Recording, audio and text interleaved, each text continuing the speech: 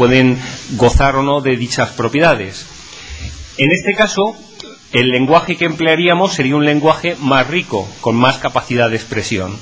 Tendríamos aquí que la primera sentencia, todos los hombres son mortales, podemos distinguir dentro de esta sentencia dos propiedades, la propiedad de ser hombre y la propiedad de ser mortal.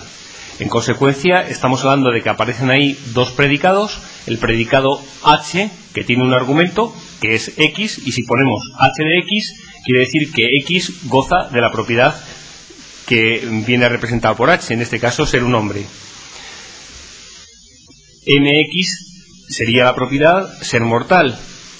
Luego, la primera de las sentencias que ahí aparece, todos los hombres son mortales, se podría representar diciendo del siguiente modo, de manera intuitiva: para todo X, si X es un hombre, entonces X es mortal. Para todo X, H de X implica M de X. La siguiente sentencia lo que afirma es que un objeto concreto satisface esa propiedad. En este caso nos estamos refiriendo a Sócrates. Sócrates es un hombre, H, Sócrates. En consecuencia, Sócrates es mortal, mortal Sócrates. Esto ya sí se parece algo más a un tipo de razonamiento que nosotros podríamos recoger en el seno de un texto de lógica como un razonamiento correcto en el ámbito de una lógica con más capacidad de expresión que la de proposiciones, que es la lógica de predicados. Entonces, como comentaba hace un momento, dependiendo de la capacidad de expresión del lenguaje que estamos comentando, tenemos más o menos propiedades lógicas. La lógica de proposiciones, por ejemplo, tiene muy poca capacidad de expresión, pero sin embargo tiene un montón de propiedades lógicas, como ahora veremos. Cuanto aumentamos la capacidad de expresión del lenguaje, es decir, incluimos la posibilidad de manejar variables, cuantificadores, resulta que las propiedades lógicas, las propiedades de la lógica de ese lenguaje disminuyen considerablemente. De este modo, al hablar de lógica proposicional, en lógica proposicional tenemos únicamente, como ahora veremos, variables y conectivos lógicos. El tipo de deducciones o de razonamientos que cabe reconocer como válidos en este contexto es: si yo sé que una sentencia, por ejemplo, A es verdadera, o representada por A es verdadera, automáticamente puedo afirmar que la sentencia no A es verdadera. Esta sería la lógica, digamos, con más propiedades, pero con menos capacidad de expresión. Por encima de ella, bueno, pues está la lógica aristotélica.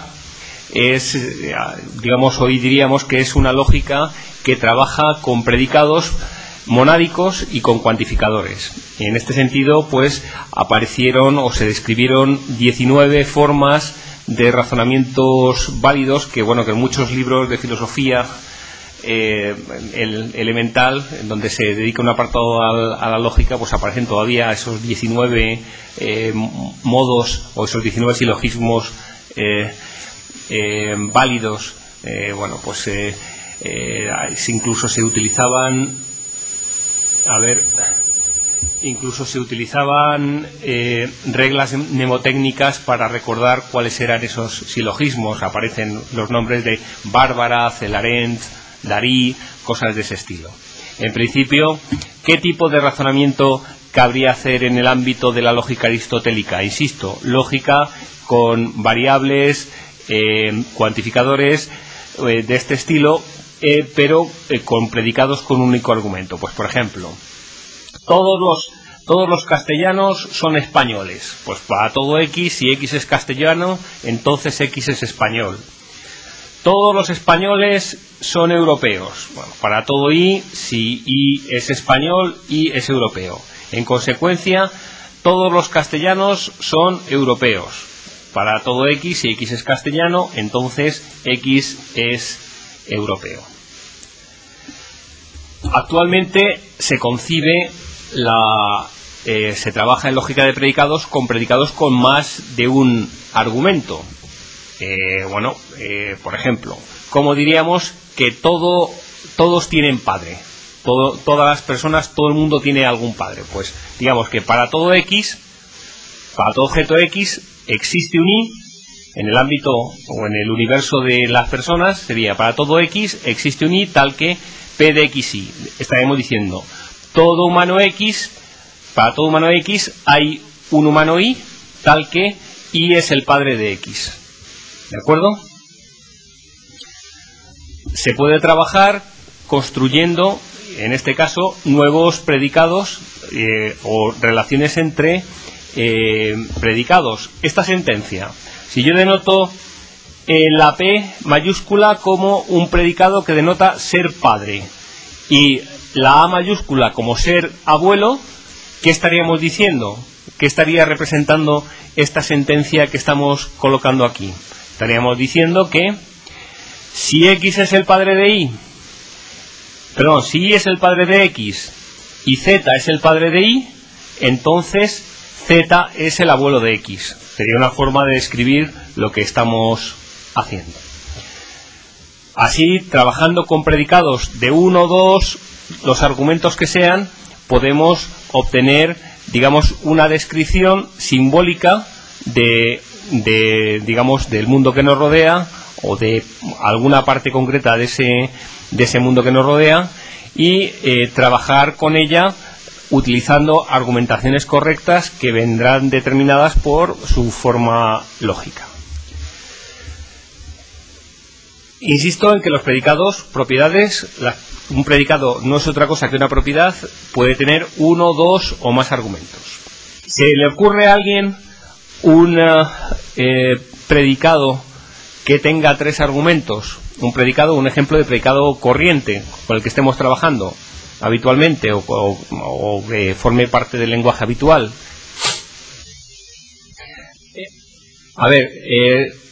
Tengo conocimiento de que alumnos de la Politécnica están en el campus de la Complutense porque parece que les viene mejor. Si hay alguien que quiera responder a esa pregunta desde la Complutense, sea de la Complutense o de la Politécnica, estaré encantado de atenderle.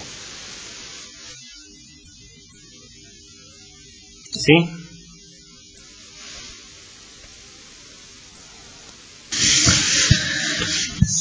Bueno, soy Cristina. ¿Se me oye? Sí, se te oye. Hola. Hola, se te oye. ¿Podría ser un ejemplo, por ejemplo, la relación entre hermanos, entre 3 hermanos? Por ejemplo... H de X y Z. Es un ejemplo perfecto, muy bien. ¿Eres de la Complutense o de la Politécnica, Cristina? De la Politécnica. Gracias. Como ha comentado Cristina, evidentemente un predicado que serviría para representar una propiedad que afecta a 3 objetos sería, pues, ser hermanos, que es el que ha comentado. X y Z son hermanos. Por ejemplo, y además el ejemplo de la propiedad de ser hermanos nos valdría para muchos más. En el caso de puntos, pues podemos hablar de X y Z están alineados o forman parte de la misma línea. Sería otro ejemplo de predicado que afecta o que tiene más de 2 argumentos. Vamos a ver entonces los 2 grandes apartados que cabe distinguir en el estudio de la lógica: lo que se entiende por sintaxis y lo que se entiende por semántica. Nosotros, para representar el mundo real, utilizamos, o para hablar de ese mundo real, utilizamos un lenguaje, ¿de acuerdo? Y ese lenguaje está compuesto por una serie de símbolos que, combinados de cierta manera, a nosotros nos permite representar, pues eso, objetos del mundo real, propiedades de los objetos del mundo real. Y luego, por otra parte, está otro gran apartado que es la semántica. La semántica tiene que ver con el significado que atribuimos a los símbolos o a las cadenas de símbolos que empleamos para representar ese mundo real. Si nos ponemos o nos centramos en primer lugar en el concepto sintaxis, vamos a hablar de qué se entiende por un lenguaje formal. Y un lenguaje formal no es más que un conjunto de fórmulas.